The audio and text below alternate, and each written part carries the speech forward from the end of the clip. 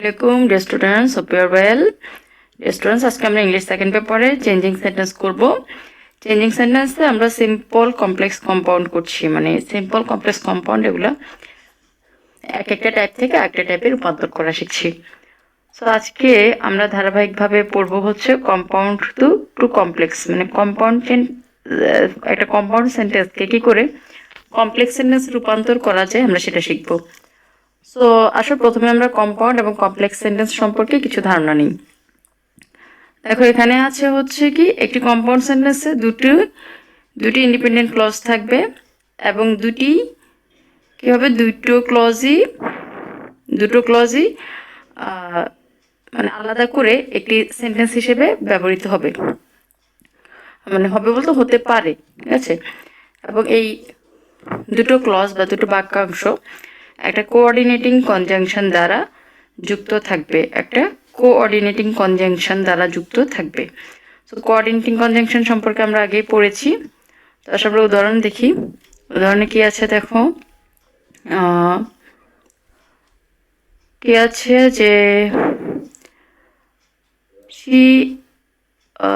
The class was lengthy, যে ক্লাসটা খুব বড় ছিল, বাট ইট ওয়াজ এনজয়েবল, কিন্তু এটা ছিল উপভোগ্য। এখানে ক্লাস ওয়াজ লেংদি, দেখো এখানে ক্লাসটা সম্পর্কে বলা আছে যে ক্লাস ওয়াজ লেংদি, এখানে সাবজেক্ট ভার্ব অবজেক্ট সহ পূর্ণ একটা সেন্টেন্স আছে, মানে সে একাই নিজের অর্থ প্রকাশ করতে পারছে একটা, তাহলে এটাকে আমরা কি বলতে পারি, একটা প্রিন্সিপাল ক্লজ। আবার দেখো বাটের পরে ইট ওয়াজ এনজয়েবল, এটা উপভোগ্য ছিল, আবার সেই সাবজেক্ট ভার্ব অবজেক্ট সহ একটা পূর্ণাঙ্গ ক্লজ আছে এখানে, এবং সে এই ক্লজটাও নিজে একা একটা সেন্টেন্স হিসেবে পূর্ণ অর্থ প্রকাশ করতে পারে। আর এই দুটো অংশ যুক্ত হয়েছে কোঅর্ডিনেটিং কনজাংশন বাট দ্বারা। ওকে, সো এটা হচ্ছে কি কম্পাউন্ড সেন্টেন্স। আচ্ছা, এরপরে আসো আমরা পড়বো হচ্ছে কি কমপ্লেক্স সেন্টেন্স। ওকে, কমপ্লেক্স সেন্টেন্সে একটি ইন্ডিপেন্ডেন্ট ক্লজ এবং কমপক্ষে একটি ডিপেন্ডেন্ট ক্লজ থাকবে, মানে একটা ইন্ডিপেন্ডেন্ট ক্লজ, একটা প্রিন্সিপাল ক্লজ থাকবে এবং এক বা একাধিক সাবঅর্ডিনেট ক্লজ অথবা ডিপেন্ডেন্ট ক্লজ থাকবে। যেমন ধর কি আছে, I will wait here until you come. I will wait here subject verb object আছে, ইউ কাম সাবজেক্ট এবং ভার্ব আছে, কি তুমি আসা এ পর্যন্তই, ইউ কাম। সো দেখো আই উইল ওয়েট হিয়ার, এটা হচ্ছে কি একটা পূর্ণাঙ্গ ভাবে সে নিজের অর্থ প্রকাশ করতে পারে এই অংশটা, এই ক্লজটা, তার মানে এটা হচ্ছে প্রিন্সিপাল ক্লজ। আর ইউ কাম এই অংশটা নিজে একটা পূর্ণাঙ্গ অর্থ প্রকাশ করতে পারে না, ঠিক আছে। সো এখানেও কি আছে, একটা কনজাংশন আছে, এই কনজাংশনটা হচ্ছে কি until. Okay, the rules for transforming compound sentence to complex sentence are discussed below. তো কি আছে যে কম্পাউন্ড সেন্টেন্সকে কমপ্লেক্স সেন্টেন্সে রূপান্তরিত করার নিয়মগুলো পড়বো আমরা এবার। আচ্ছা, হচ্ছে দেখো, compound sentence but yet conjunction দিয়ে পৃথক ক্লজগুলোকে যুক্ত করলে কমপ্লেক্স সেন্টেন্সের শুরুতে দো অলদো বসবে এবং সেন্টেন্স থেকে বাট এবং ইয়েট উঠে যাবে।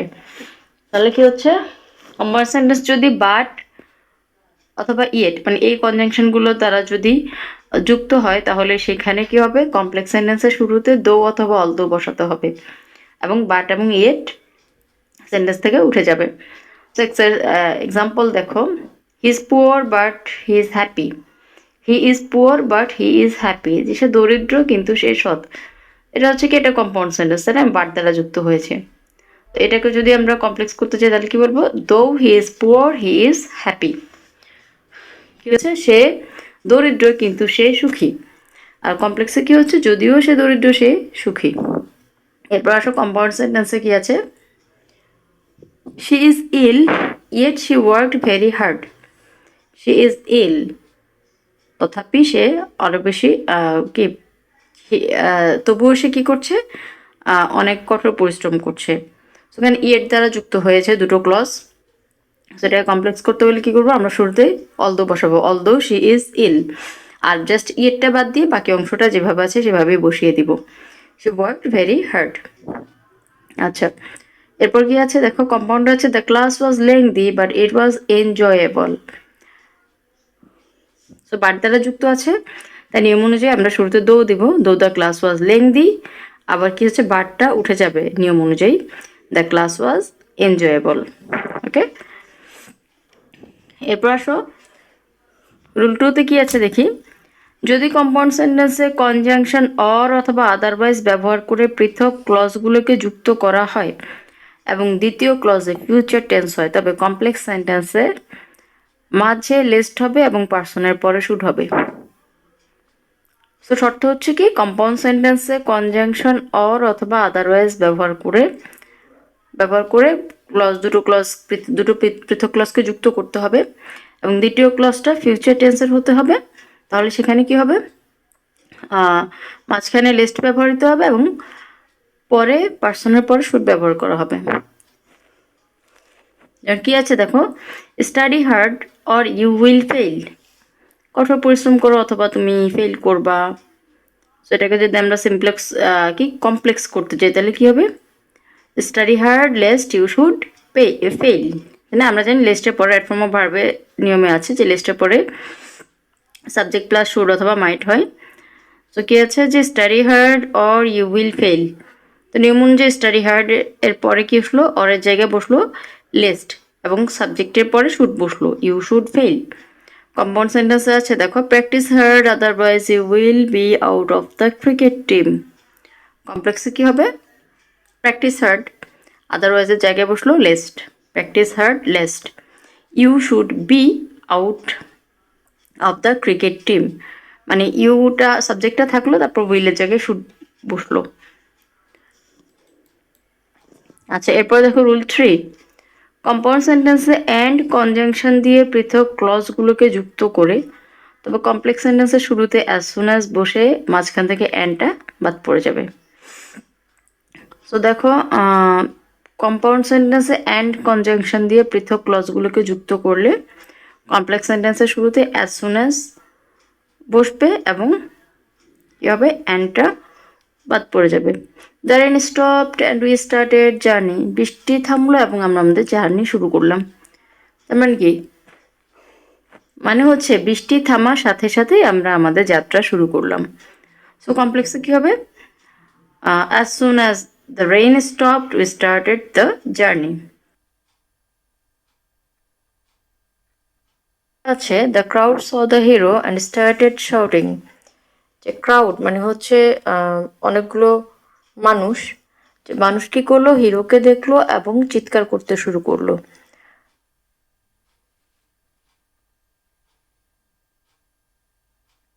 তো এটাকে যদি কমপ্লেক্স করতে যাই তাহলে যথারীতি কি হবে, সেন্টেন্সের শুরুতে বসবে অ্যাজ সুন অ্যাজ এবং কি অ্যান্ডটা বাদ পড়ে যাবে।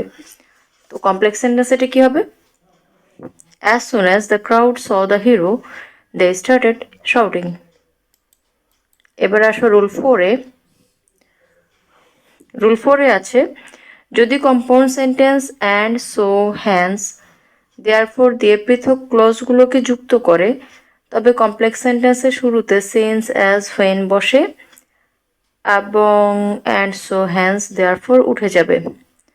সো সিম্পলি হচ্ছে কম্পাউন্ড সেন্টেন্সে যদি অ্যান্ড থাকে, সো থাকে, হ্যান্স থাকে অথবা দেয়ারফোর থাকে, তাহলে কি হবে, কমপ্লেক্স সেন্টেন্সের শুরুতে সিন্স অ্যাজ হোয়েন মানে বসবে এবং যেই কনজাংশনগুলো সো অ্যান্ড হ্যান্স দেয়ারফোর থাকবে সেগুলো উঠে যাবে।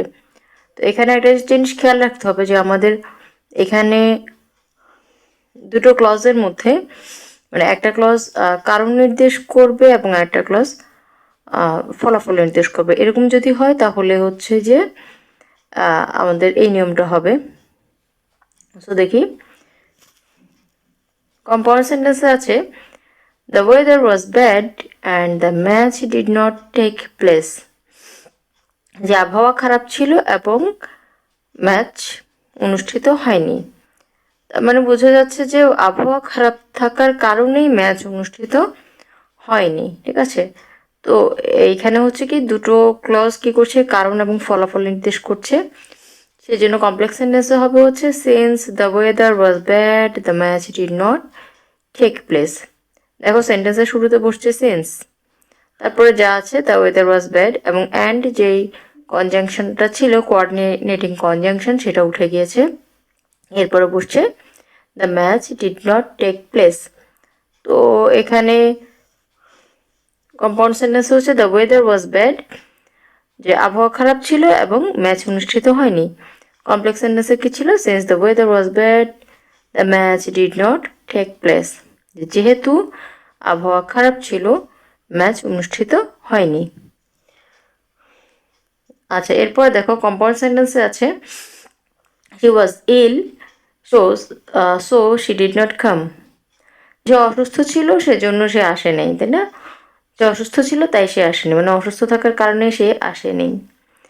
ঠিক আছে, তো এখানে কমপ্লেক্স সেন্টেন্স হবে as she was ill she did not come, যেহেতু সে অসুস্থ ছিল সে আসেনি। এরপর আছে দেখো the sun has set to the west and therefore it is evening. যে সূর্য কি হইল? যে সূর্য পশ্চিম দিকে অস্ত গেল এবং তার অতঃপর কি আসলো? সন্ধ্যা আসলো, না? আচ্ছা, when it was evening the sun has set to the West. যখন কি ছিল? যখন সন্ধ্যা হলো তখনই কি হলো? সূর্য পশ্চিম দিকে অস্ত গেল। ওকে, এরপর আসো রুল 5। রুল 5-এ আছে যদি কম্পাউন্ড সেন্টেন্সে অ্যান্ড ব্যবহৃত হয় একই ব্যক্তি সম্পর্কে দুটো ভিন্ন ক্লজ যুক্ত করতে। খেয়াল করে, অ্যান্ড ব্যবহৃত হবে, মানে অ্যান্ড দ্বারা আমরা অনেক কম্পাউন্ড সেন্টেন্সই পাবো, কিন্তু সবগুলো অ্যান্ড যুক্ত কম্পাউন্ড সেন্টেন্স এক নিয়মে হবে না। ঠিক আছে, এগুলো অবশ্যই কি অর্থের ভিন্নতা অনুযায়ী কমপ্লেক্স করার নিয়মটা ভিন্ন হবে। যদি কম্পাউন্ড সেন্টেন্সে অ্যান্ড ব্যবহৃত হয় একই ব্যক্তি সম্পর্কে দুটো ভিন্ন ক্লজ যুক্ত করতে, তবে কমপ্লেক্স সেন্টেন্সে অ্যান্ডের স্থানে রিলেটিভ প্রোনাউন হু ব্যবহার করে এর পরের প্রোনাউন উঠিয়ে দেবে। তাহলে কি হচ্ছে? একই ব্যক্তি সম্পর্কে দুটো ভিন্ন ক্লজ যুক্ত করতে যদি অ্যান্ড ব্যবহৃত হয় তাহলে কি বসাবো আমরা সেখানে? অ্যান্ডের স্থানে রিলেটিভ প্রোনাউন হু বসাবো। উদাহরণ দেখি, কম্পাউন্ড সেন্টেন্সে আছে I saw a girl and she was singing. আমি একটা মেয়েকে দেখলাম এবং সে গান গাইছিল। কমপ্লেক্স হবে কি? I saw a girl who was singing. এখানে দেখো I saw a girl and she was singing. So আমি একটা মেয়েকে দেখেছিলাম এবং সে গান গাইছিল, মানে সেই মেয়েটাই গান গাইছিল। তার মানে কি? একই ব্যক্তি, আ গার্ল, মানে সে মেয়েটা সম্পর্কে দুটো ক্লজ, একটা হচ্ছে আই স এ গার্ল, একটা হচ্ছে শি ওয়াজ সিঙ্গিং, দুটোকে অ্যান্ড দ্বারা যুক্ত করা হয়েছে। সেজন্য কমপ্লেক্স সেন্টেন্সে কি হয়েছে? I saw a girl who was singing. So প্রথম ক্লজটা বসলো আই স এ গার্ল, অ্যান্ডের জায়গায় হু বসলো, এবং এরপর যে প্রোনাউন আছে শি, সেটা বাদ পড়ে গেল। অ্যান্সারটা কী হলো? কমপ্লেক্স সেন্টেন্সে কী হলো? I saw a girl who was singing. এরপর দেখো কম্পাউন্ড সেন্টেন্সে আছে I have a friend and she is a writer. I have a friend and she is a writer. So আমার একজন বন্ধু আছে এবং সে একজন লেখিকা। সো এখানে কে লেখিকা? আমার বন্ধু লেখিকা। না, তাহলে বোঝা যাচ্ছে যে দুটোই হচ্ছে মানে ফ্রেন্ড সম্পর্কে বলা হয়েছে। তাহলে এটা কমপ্লেক্স করলে কী হবে? I have a friend who is a writer. এবার আসো রুল 6। রুল 6-এ আছে যদি কম্পাউন্ড সেন্টেন্সে এই স্ট্রাকচার ফলো করে। একটা স্ট্রাকচার দেওয়া আছে, দেখো কম্পাউন্ড সেন্টেন্সে যদি এই স্ট্রাকচারটা থাকে কি, লেট প্লাস প্রোনাউনের অবজেক্ট ফর্ম প্লাস সাবঅর্ডিনেট ক্লজের অ্যাফার্মেটিভ ফর্ম অর অথবা আদারওয়াইজ প্লাস মেইন ক্লজ। তবে কমপ্লেক্স সেন্টেন্সের শুরুতে ইফ ও পরে ফার্স্ট ও থার্ড পারসন ব্যবহার করে নেগেটিভ অর্থ প্রকাশ করে। আচ্ছা, আমরা একটা উদাহরণ দেখি। কি আছে দেখো, কম্পাউন্ডে আছে লেট মি গো দেয়ার, আমাকে সেখানে যেতে দাও, অর অথবা আদারওয়াইজ আমরা যে কোনো একটা পড়ি। Let me go there or I will be unable to learn it, যে আমাকে সেখানে যেতে দাও অন্যথা অথবা আমি এটা শিখতে পারবো না বা জানতে পারবো না। ঠিক আছে, তাহলে দেখো আমাদের স্ট্রাকচার কী আছে। দেখো কম্পাউন্ড সেন্টেন্স যদি এই স্ট্রাকচার ফলো করে, কি স্ট্রাকচার? লেট, হ্যাঁ এখানে লেট আছে, তারপর প্রোনাউনের অবজেক্ট ফর্ম কি আছে? মি। প্রোনাউনের অবজেক্ট ফর্ম হচ্ছে মি, লেট মি। তারপর আছে কি সাবঅর্ডিনেট ক্লজ, না গো দেয়ার, যেতে দাও, সাবঅর্ডিনেট ক্লজটা আছে এরপর কি আছে, অর অথবা আদারওয়াইজ আছে, তারপর মেন ক্লজ আছে। দেখো I will be unable to learn ইট, ঠিক আছে, পুরোটা কি একটা পূর্ণ বা স্বাধীনভাবে নিজের অর্থ প্রকাশ করতে পারছে।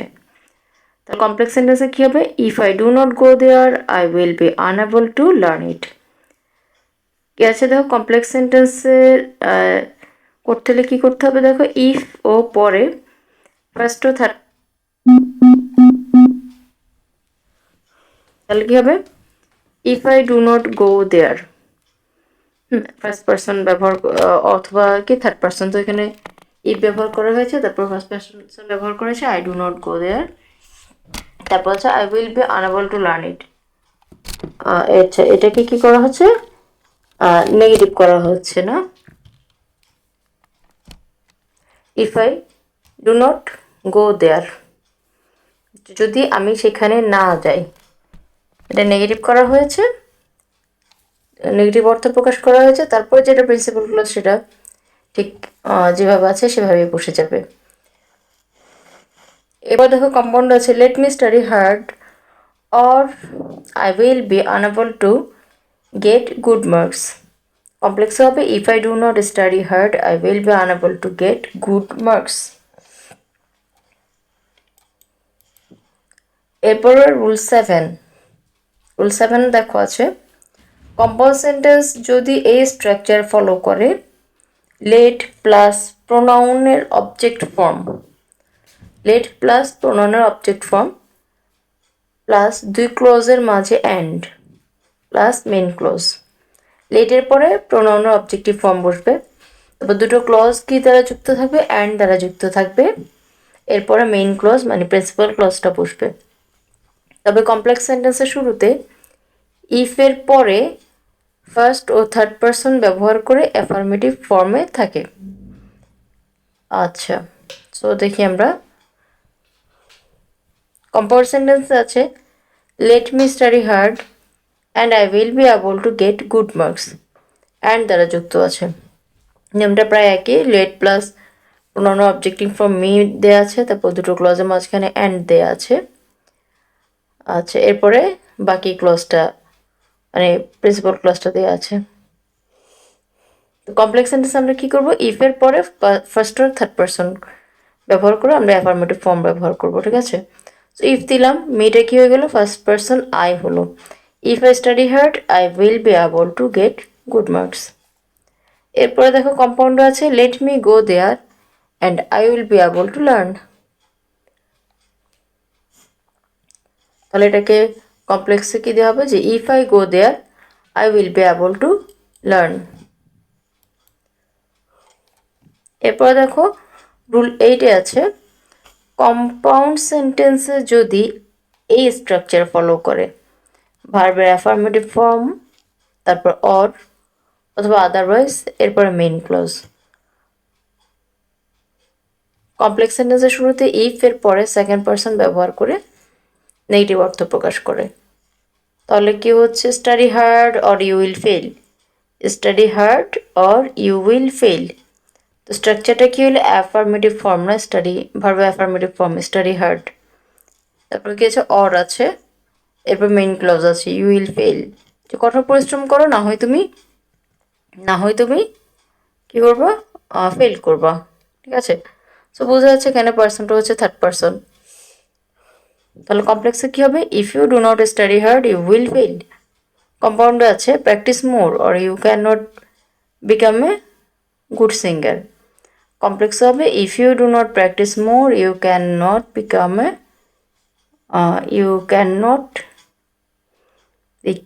আ গুড সিঙ্গার। আচ্ছা, এরপর আসলে রুল 9, রুল 9-এ আছে, কম্পাউন্ড সেন্টেন্সে যদি স্ট্রাকচার ফলো করে, ভার্বের affirmative form plus and plus main clause. Complex সেন্টেন্সের শুরুতে ইফ ও এরপরে সেকেন্ড পারসন ব্যবহার করে অ্যাফার্মেটিভ ফর্ম থাকে। কম্পাউন্ড সেন্টেন্সের স্ট্রাকচার কি স্ট্রাকচার হবে, ভার্বের affirmative form plus and plus main clause, ভার্বের অ্যাফার্মেটিভ ফর্ম তারপর অ্যান্ড তারপর হচ্ছে মেইন ক্লোজ মানে প্রিন্সিপাল ক্লোজ। এরপরে সো এটা কমপ্লেক্স সেন্টেন্স করতে হলে আমরা শুরুতে ইফ বসাবো, তারপর সেকেন্ড পারসন ব্যবহার করে অ্যাফার্মেটিভ ফর্ম করতে হবে। সো কম্পাউন্ডে কি হচ্ছে দেখো, study hard and you will get more good marks. এখানে কি আছে, if you study hard you will get good marks. Compound আছে read more and you write capability, your writing capability will increase. কমপ্লেক্সে হচ্ছে if you read more your writing capability will increase.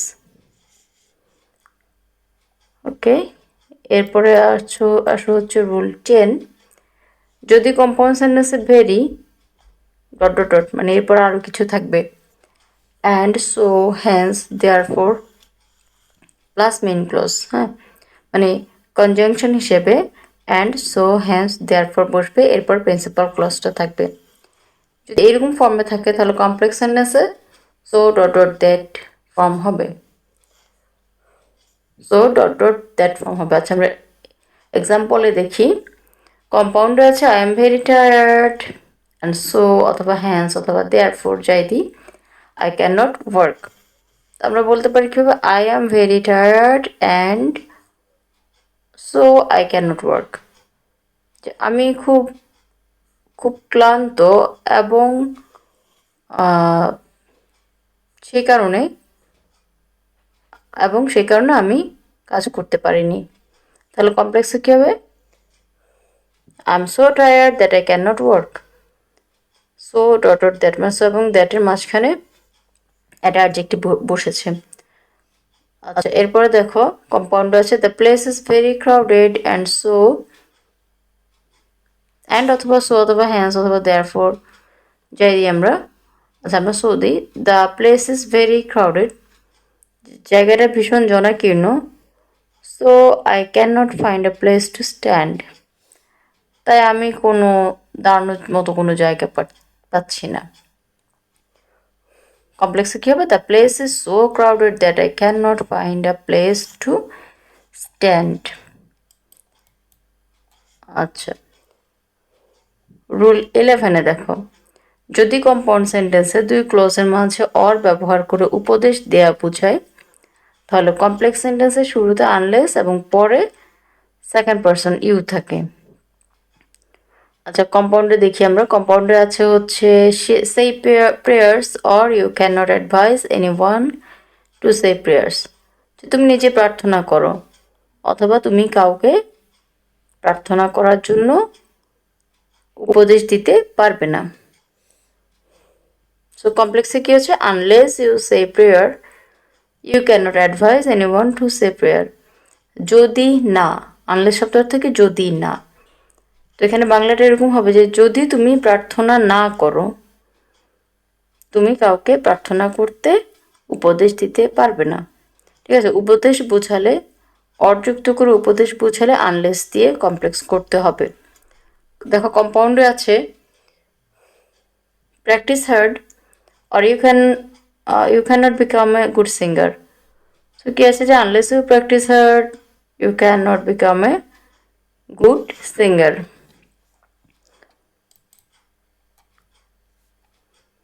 So dear students, that's all for today. Thank you very much.